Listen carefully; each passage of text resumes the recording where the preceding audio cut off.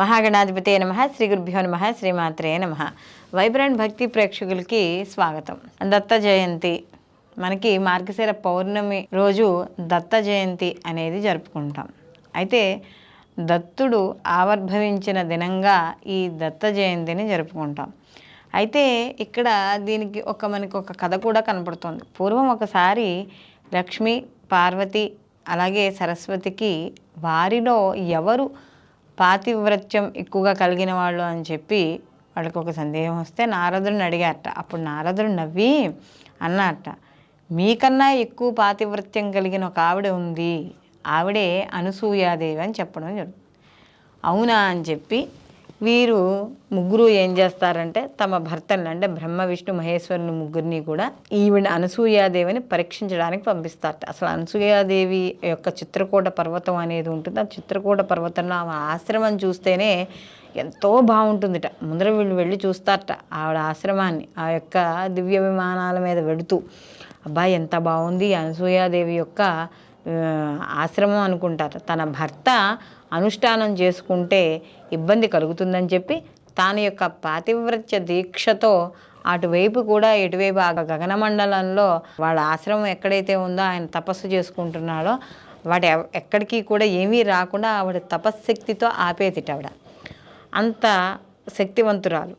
అయితే ఒకసారి ఈ ముగ్గురిని కూడా వాళ్ళ ఇంటికి పరీక్షకి పంపించింది. వీళ్ళు ముగ్గురు కూడా వాళ్ళ ఇంటికి భోజనం చేయడానికి వెళతారు. అంటే స్వీకరణకి, అమ్మ కాస్త భోజనం పెట్టండి అంటే సరే రండి అని చెప్పి ఈవిడ వాళ్ళకి ఆతిథ్యం ఇచ్చి అక్కడ కూర్చోబెట్టి భోజనం వడ్డించడానికి పీట ఆకులు అన్నీ వేస్తే వాళ్ళప్పుడు అనసూయాదేవిని పరీక్షించదలిచి, అమ్మ నువ్వు ఇలా కాదు, వివస్త్రవై మాకు భోజనం వడ్డించాలి అని ఎప్పుడైతే అలా అన్నారో వాళ్ళ ముగ్గురు కూడా, ఎందుకంటే వచ్చిన వాళ్ళు అతిథుల్ని యొక్క ఏదైతే అన్నారో వాళ్ళు గౌరవించాలి.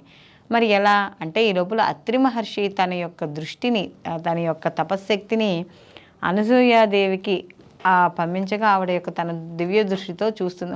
జరిగిన సంఘటనలు ఇవన్నమాట అనుకుని ఆవిడ వెంటనే ఏం చేస్తుందంటే ఆ ముగ్గురిని కూడా పసిపాపల్లా చేసేస్తుంది. పసిపాపల్లా చేసి అప్పుడు వాళ్ళ ముగ్గురికి కూడా ఉయ్యాల్లో వేసి ఆడిస్తూ ఉంటుందిట.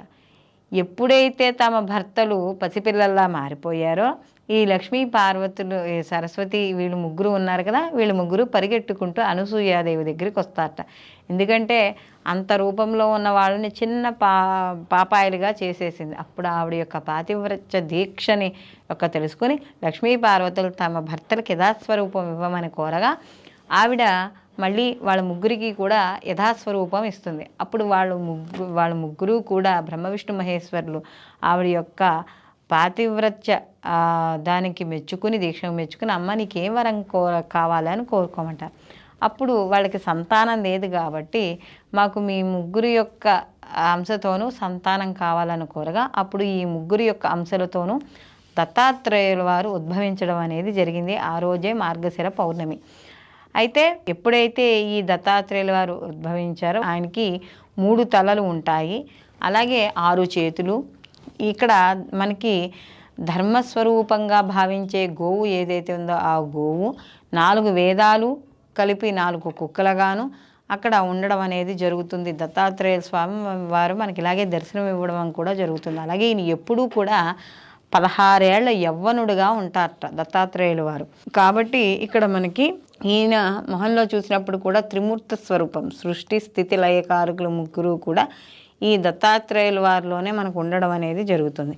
అయితే ఇక్కడ దత్తాత్రేయుల వారికి స్మరణ మాత్రం చేతే సంతుష్టుడు అవ్వడం అనేది జరుగుతుంది. అందుకనే స్మరణ మాత్రేన సంతుష్టాయే నమః అని చెప్తాం మనం.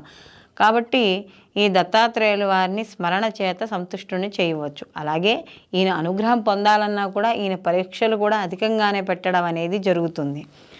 ఎవరైతే ఈ దత్త క్షేత్రాలు ముఖ్యంగా గాణగాపూర్ అవి ఉంటాయి కదా, అవి గాణగాపూర్ ఇలాంటివి దర్శనం చేస్తారో వాళ్ళకి ఈ మార్గశిర పౌర్ణమి రోజు కానీ వీళ్ళు భిక్ష తీసుకోవడం, అలాగే ఇక్కడ మనకి గిరి ప్రదక్షిణలా చేయడం, అక్కడ ఓ రోజు నిద్ర చేయడం, అలాగే ఈ యొక్క దత్తపీఠ దత్తక్షేత్రంలో సప్తాహం అంటే ఈ యొక్క గురుచరిత్ర పారాయణ ఏదైతే ఉందో దత్తాత్రేయుల వారిది, అది వారం రోజులు కానీ అక్కడ సప్తాహం చేస్తే సమస్త కోరికలు నెరవేరుతాయని చెప్పడం జరుగుతుంది. అలాగే ఎవరికైనా గాలి ధూళి అంటే చూడండి, కొంతమంది ఏదైనా దిష్టి తీసిన దాటినప్పుడు కానీ, కొంతమంది చేతబడులు చేస్తే అంటే మామూలుగా ఈ పిశాచాలని ఇవన్నీ ఏవో పడుతూ ఉండి, దయ్యాలు పడుతూ ఉండి ఊగిపోతూ ఉంటారు. అలాంటి వాళ్ళందరినీ కూడా గాణుగాపూర్ తీసుకువెళ్ళి అక్కడ కానీ ఉంచితే వాళ్ళకి వెంటనే నయం అవుతుంది అని చెప్పడం కూడా జరుగుతుంది. అంటే ఇక్కడ దత్తాత్రేయులు వారు మనకి ఇచ్చే వరం ఏమిటి అంటే ఎటువంటి భయాలు ఉండవు, ఎటువంటి రుగ్మతలు, శారీరక రుగ్మతలు ఉండవు, భూత ప్రేత పిశాచాల వల్ల భయం ఉండదు, అస్త్రాల వల్ల శస్త్రాల వల్ల భయం ఉండదు. మనకి ఏదైతే సంపూర్ణమైన సౌభాగ్యం అందరికీ కూడా ఇవ్వడం అనేది ఈ దత్తాత్రేయుల వారు జరుగుతుంది. కాబట్టి ఈ గురు అనుగ్రహం, దత్తాత్రేయుల వారు అంటే ఎవరు? గురువు అనుగ్రహం కలిగితే ఎలాంటివి వస్తాయి? బుద్ధి, అలాగే సకల విద్యలు అన్నీ కూడా కలుగుతాయి. కాబట్టి అలాంటి దత్తాత్రేయుల వారిని ఈరోజు ముఖ్యంగా దత్త జయంతి రోజు ఆరాధన చేయడం వల్ల సకల సంపదలు, ఆరోగ్యము, ఐశ్వర్యము, బుద్ధి, అలాగే విద్య కావాల్సుకున్న వాళ్ళకి విద్య, అలాగే ఎవరైతే, అందుకనే చూడండి మనకి వివాహం ఇవన్నీ కూడా గురుబలం లేనిదే శుభ కార్యక్రమాలు ఇంట్లో జరగవు అని చెప్తారు. కాబట్టి అలాంటి గురుబలం జాతకంలో ఎవరికైతే సరిగ్గా లేదో వాళ్ళందరూ కూడా దత్తాత్రేయుల వారిని ఆరాధన చేయడం వల్ల సకల శుభాలు వాళ్ళకి సంప్రాప్తిస్తాయని చెప్పి మనకి చెప్పడం అనేది జరుగుతోంది. సర్వే జన సుఖినో భవంతు, లోకా సంస్థ సుఖినో భవంతు.